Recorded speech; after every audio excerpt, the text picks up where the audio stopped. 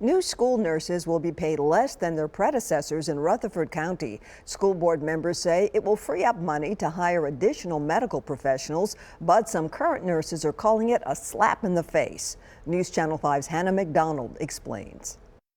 Our level of care already where we are is concerning. In an effort to give school nurses more support, school board members voted to take away some money from future hires. You know, one of the things as a large growing school system is that the BEP funding has never been able to meet all of our needs. The state's basic education program funds one nurse for every 3,000 students. That covers 14 nurses for Rutherford County. Local taxpayers pay for the rest. I needed to go back and study some things. Board members say changing the pay scale for nurses will buy them more staff and won't burden the taxpayers. This is not what is best practice for our students going forward as nurses retire or leave Rutherford County schools. Christiana Elementary nurse Andrea Kane called the move ill-timed. We have worked countless hours contact tracing, providing explanation about the ever-changing quarantine and guidelines. Some board members agreed. And I'm not saying that they don't deserve it, but this is tone deaf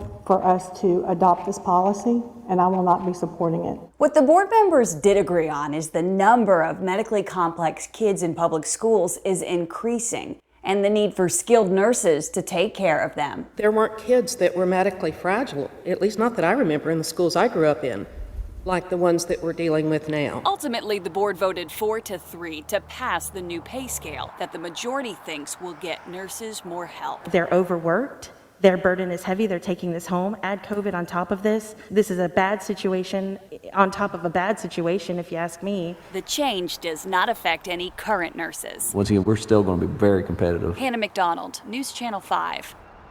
During the meeting, there was confusion over just how much the cut would be. Many thought it was $12,000, but we learned today it was only $1,200.